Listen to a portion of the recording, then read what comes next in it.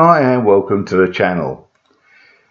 I'd really appreciate it if you like the video, if you click the thumbs up and share the link to this video around your social media feeds to catch anyone who might like it and to help this channel along. First of all, I'd like to apologise for the length of this video, as although to articulate the problem is rather a shorter proposition, I also wish to have my reasons for why I think it's a problem and give evidence.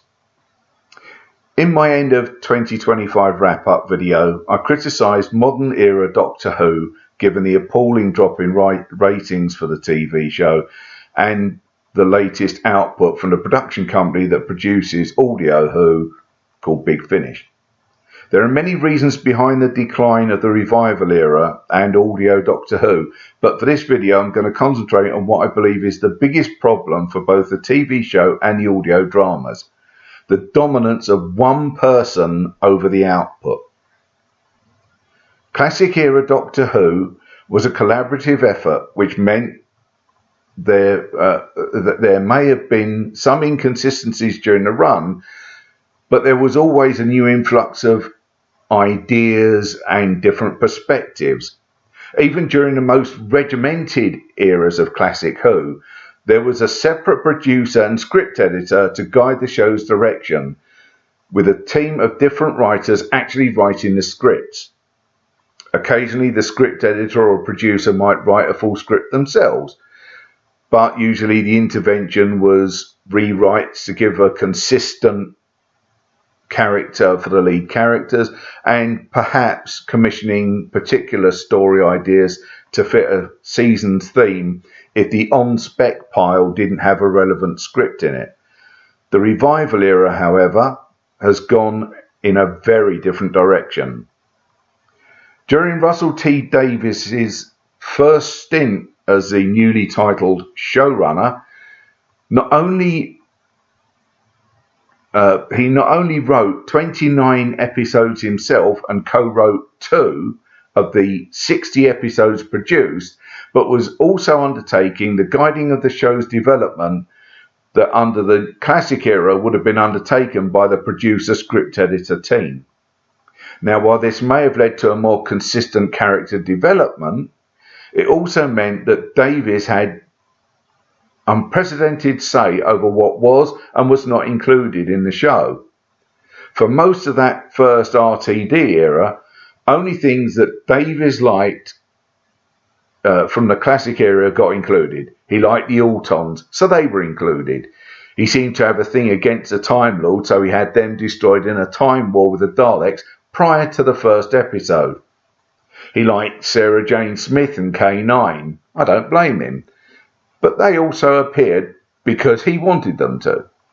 He had no option to exclude Daleks or Cybermen, so they appeared too much in the case of the Daleks. But otherwise, references to the classic era were very thin on the ground. The Master was only reintroduced because the fans wanted it, and of course, only Davies was allowed to be the writer to handle writing for that character. The Time Lords only came back in his final 2-part Christmas special, and again it was only Davies who was allowed to handle that story. That final story also had an extremely long, self-indulgent, self-congratulatory sequence in which we see all the important recurring characters introduced through the previous 4 seasons and 4 specials. During the Moffat era, as showrunner, the situation is just as bad, although for the first 3 seasons and the 50th anniversary specials, Moffat's plan for the series was not just to have a story arc across a single season, but to have an entire Doctor's era become one full story arc. With an ambition like that, a more hands-on approach was needed, and Moffat was more open to linking the revival era to the classic era, which was a major step forward. However, such an ambitious project came at a cost. Not only were the story arcs becoming too convoluted for occasional viewers, but it could be very wearing for even the most avid fans.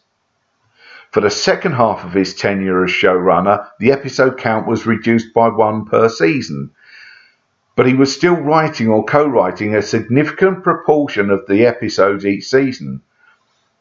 And yet, the final 3 seasons of the Moffat era were extremely disjointed, with almost 3 different characterizations of the Doctor on show. The lead character has always been multifaceted, but there was always a gradual change, not the sudden change from one season to another. Moffat wrote 42 episodes and co-wrote 6 episodes of the 83 episodes across his tenure, along with the duties undertaken by the classic era type team. During the third showrunner, Chris Chibnall's tenure, the episode count dropped again to 10 episodes a season. However, the COVID lockdown further reduced the episode count to a mere 6 episodes for his final full season. The reduction in episode count was not the only problem for this particular era, though. The problem was Chibnall's total disregard for classic era continuity. While the series was hardly consistent across the years, there were bits of Doctor Who canon that were quite consistent. And that was that Hartnell's incarnation was the first, and Time Lord Society was remarkably consistent given the number of people involved in writing the show over the years. Chibnall always made a point of saying that he was a fan of the classic era, but he seemed to have absolutely no respect for what had gone before. With no one to restrain him, Chibnall destroyed over 50 years of history and storytelling. He wrote 18 and co-wrote 6 episodes of a mere 31 episodes across his tenure. Ratings dropped and the quality plummeted. One can only wonder what would have happened if Chibnall had written less and had some constraint on his power. However, the Chibnall era would be a high watermark compared to the second Russell T Davies tenure. Despite having more money to spend for each episode due to the involvement of Disney, Davies changed the essential premise of the series from being a science fiction show to a fantasy show, and openly stated that a pro-trans rights message was more important to him than the show. Davies had more money and as much power as he had the first time around, but even fewer constraints. The episode count dropped to a mere 8 episodes per season, and across the 2 seasons, the 3 60th anniversary specials and the 2 Christmas specials made for the main show, Davies wrote 14 episodes and co-wrote 1 of the 20 episodes so far. The ratings for the RTD 2.0 era were the worst in the show's 62-year history, dropping below the ratings for the McCoy era without the excuse of being scheduled against the juggernaut, which is Coronation Street. The earlier success of the revival era was not a measure of how effective the consolidation of power in a single person was, but classic era fans wanting more of their favourite show, the appeal of the better special effects on younger fans, and the luxury of time to give polished performances that the classic era actors were not given. As the revival era progressed, the power given to the showrunner began to increase and solidify until the showrunner was writing most of the episodes and had virtually no restraint on what they could or could not do. The death of the show was almost assured from the beginning of the revival in 2005. It just took a little longer than anyone thought. Now I'm going to move on to the problem at Big Finish, which is essentially the same. A single individual having too much power, although not in the same way as the TV series.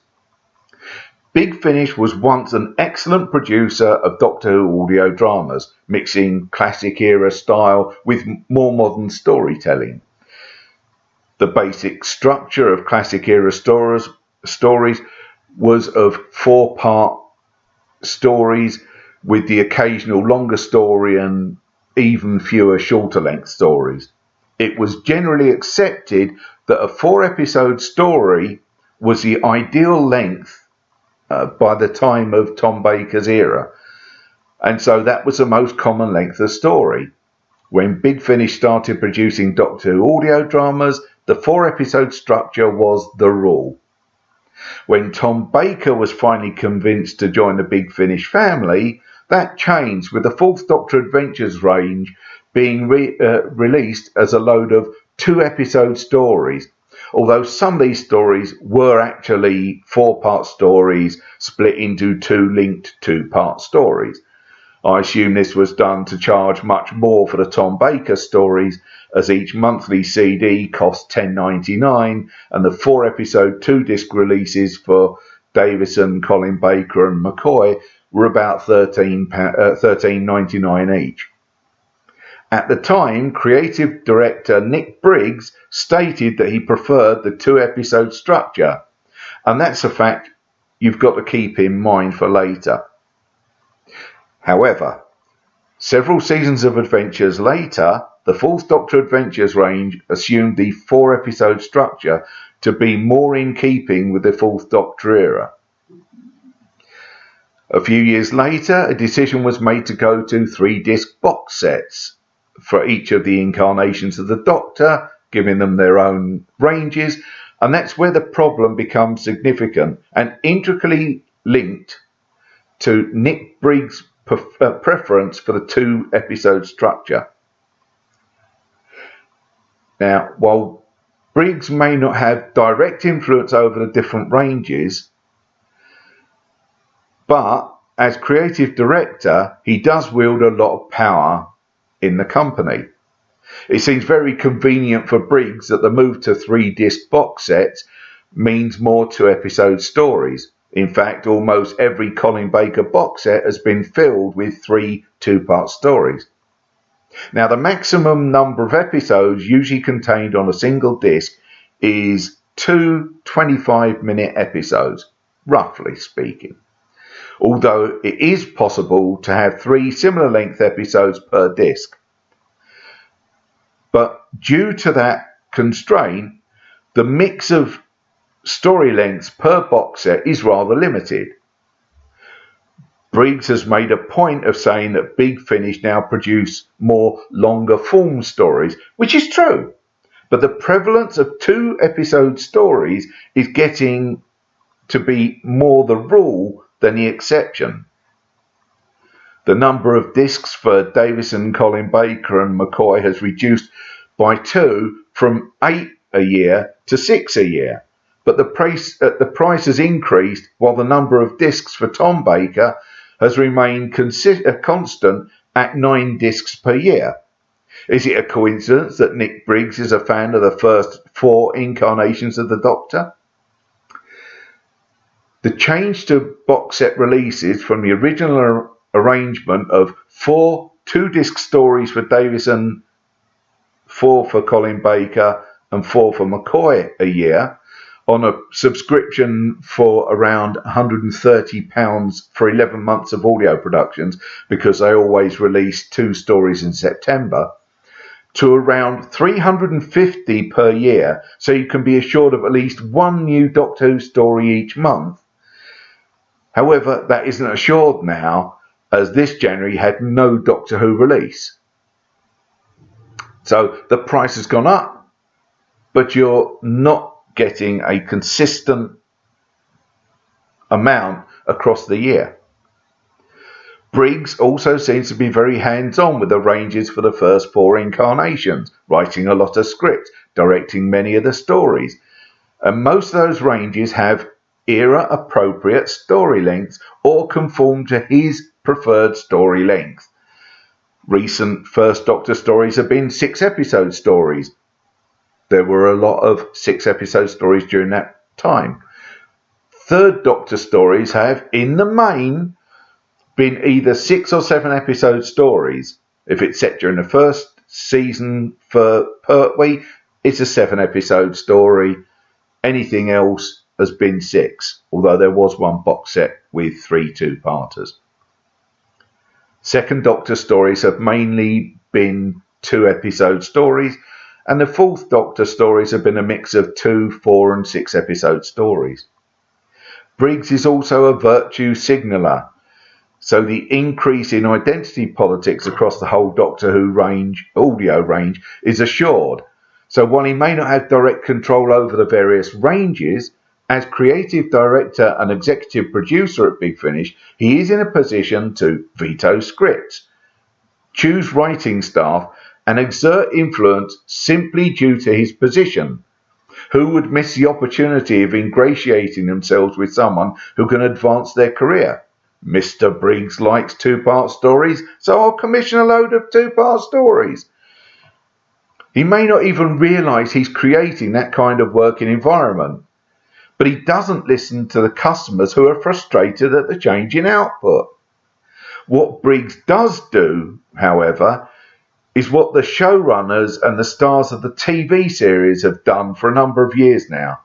Blame the fans for not liking what they're producing, from increasingly agenda-driven non-stories to short-form storytelling at the expense of era-appropriate story lengths. Briggs also has influence over other projects at Big Finish. For instance, Briggs was not only a writer for the Space 1999 series, but being in control of the range and not liking the aspect of the TV series in which the idea of the moon's journey being directed by some cosmic intelligence, he actively stopped anyone from using that idea in their stories, despite reimagining 2 episodes from the first season that included that idea. That range ended due to poor sales. Perhaps if Briggs had taken notice of fans' concern that the intellectual undercurrent in the series was being omitted, Big Finish might still be making money from Space 1999 fans who actually like that aspect of the show. So, that's the problem with revival era and audio Doctor Who. Both have a single person with way too much power and influence over the output of their respective domains. Don't forget to click the like button and share this video on your social media feeds, and feel free to let me know what you think in the comment section below this video. If you'd like to see more content from me, why not subscribe to the channel and click the notification bell so you know when a new video or community post has been added, and I hope to see you all again soon.